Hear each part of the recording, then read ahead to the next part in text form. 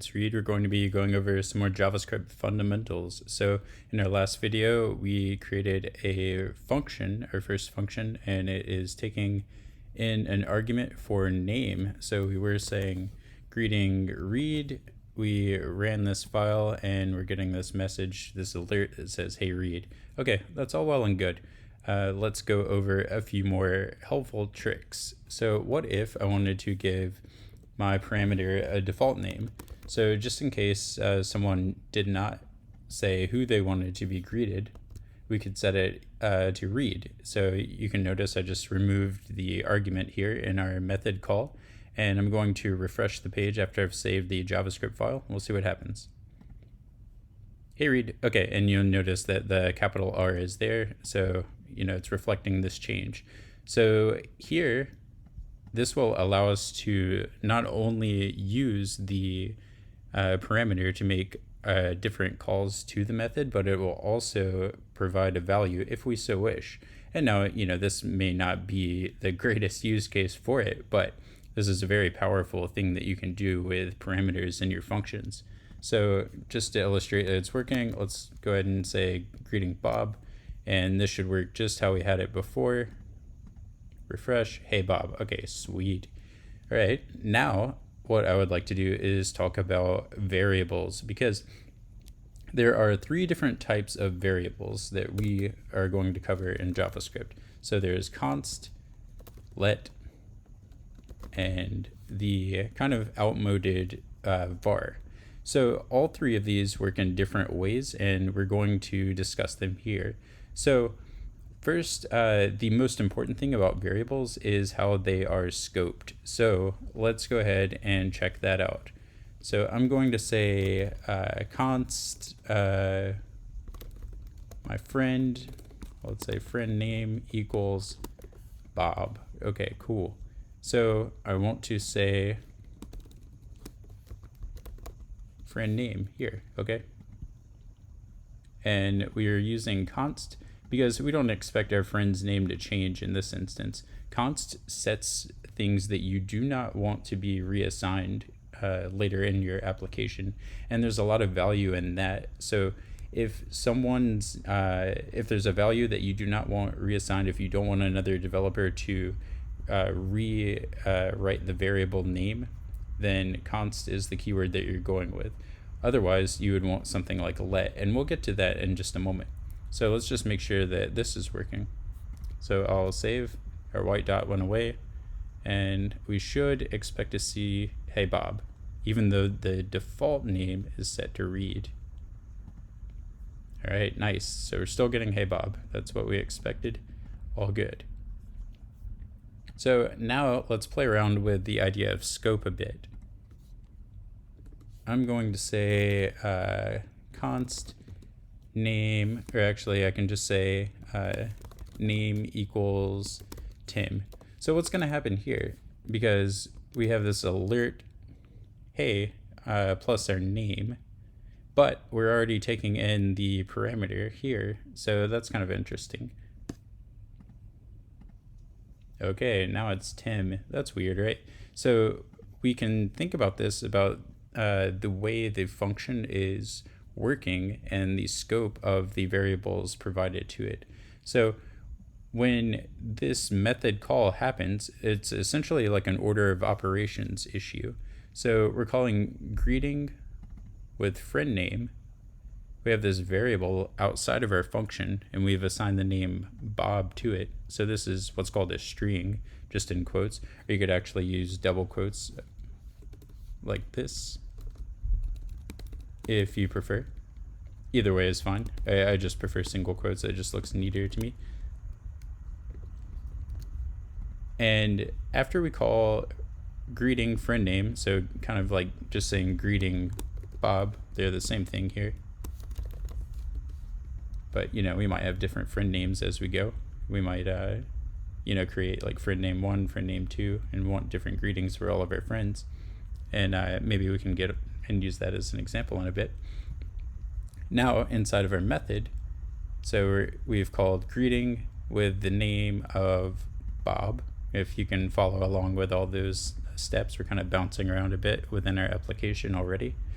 So we've called it, our name is set to Bob, and now we're resetting it here to Tim. So that's why when this alert happens and we say hey and we have a name, we're getting Tim. So the outside variable being used as an argument in our function is being reset inside the function as Tim. So that is a lot of back and forth, but you guys can see just how easy it can be to get scoping issues confused. So we don't want that. This is kind of a weird practice anyway, because it's really just getting rid of the whole point of having this argument here, this parameter that we can use as an argument. So we do want to say, hey, friend name Bob. Okay, but what if we want to change our thing that we're greeting and we want to do it in a particular way?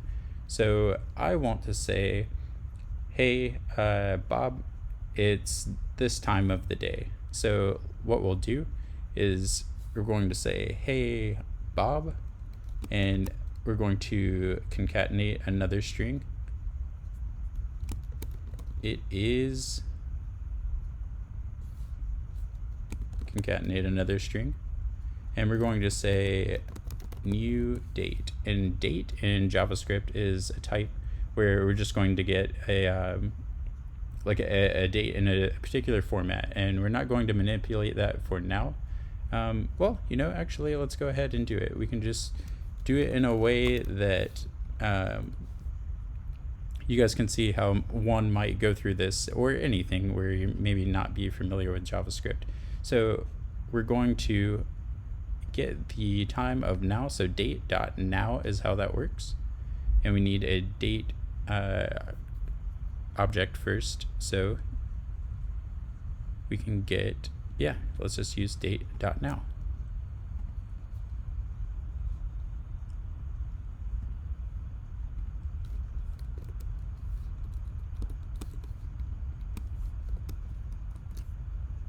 And this is just how I found it in MDN. This is a website where there's lots of JavaScript specs and specs for other languages. So you guys can see there's all sorts of things. There's all sorts of methods on this date object that will allow us to manipulate JavaScript and show us what's going on here. So actually, let's just go ahead and say get date. I like that one. So we're expecting now, hey Bob, it is, I guess this is the same sentence. Hey Bob, it is this date. Let's go back to our web page, we'll refresh. Get date is not a constructor, so we need to get our date here. So let's go ahead and put that into a variable. So const current date equals new date, and we're going to say current date dot get date. Let's make sure that's right. Get day, get date. Get day or date. I like day. That's probably going to be a bit more legible.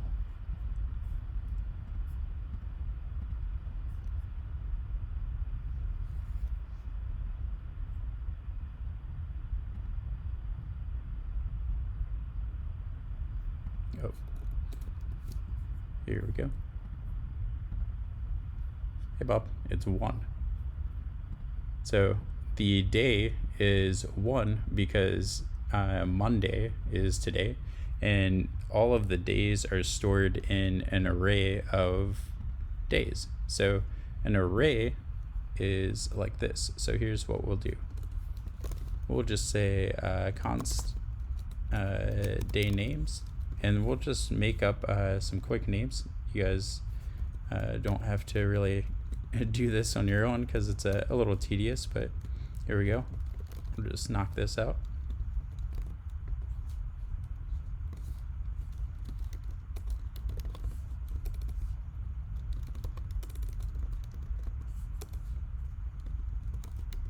Okay, there we go. So now we have what's called an array in JavaScript, and this is just a way to store a list of values. So we have a list of strings that correspond to each day. So we have current date is we're getting the day for the date. So arrays start at index 0. So 0 is Sunday, 1 will be Monday, which is today as I'm making this video. Tuesday would be 2, and so on up until the 6th index, which is the last day of the week. So we're starting with 0 or ending with 6. We can do sorts of things like day names.length just to check the length of our array, all sorts of things like that. So we're going to show how that works. First, let's go ahead and change this to the console, which will just output this rather than an alert that pops up on the screen. It's going to put it into our console that we opened up in the first video. And if you guys don't remember how to do that, or if you missed the first video, we can right click here and go to inspect. Then we'll get a few options. We could go through these. Maybe if your screen's a bit wider, you'll see them listed out differently up here, but we want to choose console. Okay. And then make sure that we save our files so we're getting those changes. So right now we have this array. It's not really referenced in any way yet, but we'll get there. So we have our current date is equal to the new date. The reason we're doing that inside of our function is because we want the current date to be discovered once this function is called. So current date is the new date when I call my greeting. And then we're just going to say, hey, to the name of the person we're greeting. It is this date. Okay? Hey, Bob, it's 1. Okay, cool. That is exactly what we expected to have happen, and that's great. So you might be saying, like, hey, what do we do with this array? Well, here's an opportunity to use another function. So we have this current date, and we have this need to take data from an array and use it. We're going to need to map it to a particular day. So one way we might do this is to write a function called display date, and we're going to take in a day number because that's what is getting provided by current date get day, right? We're just getting this number and we need to have it displayed in terms of what's in this array. And we can also pass in day names, the array that's containing all of our data. And now this is a little bit of a contrived example, but I think what kind of gets lost in a lot of tutorial type videos is like, when would you actually use this in real life, right? So we have this variable here, day names, it's storing an array.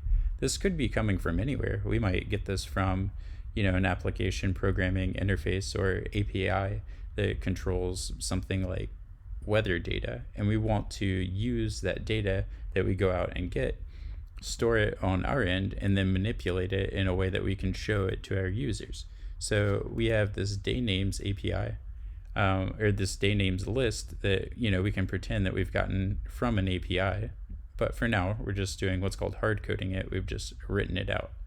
So day names is the API that we're passing, or the the array that we're passing in, and we want to map that to day number. So we have if let's say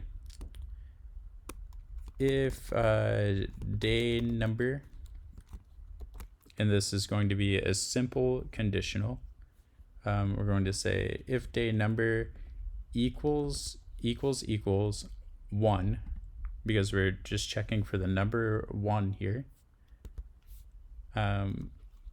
We want to say return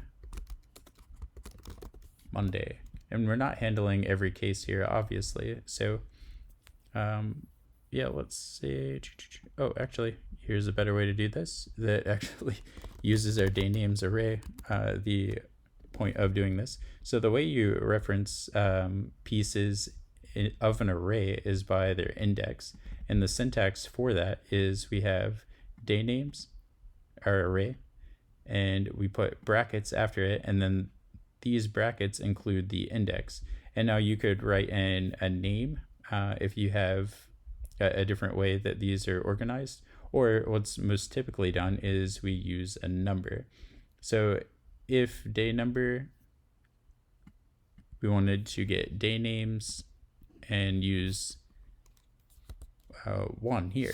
So right, we're saying if day names is equal to 1, we are returning, and we want to get the first, or the index in the 1 spot for this name. So we want mon, M-O-N here. And then a simpler way we could write this is just say if day number. So if we have a day number, then we want to return day names and day number. And then this way it's going to work for any number that's there, and we can map it to anything in this array. So tomorrow, if I call this, I want it to give us 2s, right? Next day, Wednesday. So we don't want to have to write out 7 different if statements or some more verbose code when we can just do it in this simpler way. And that's just a main best practice you always want to try to follow. There's no need to write a ton of code if you can avoid it.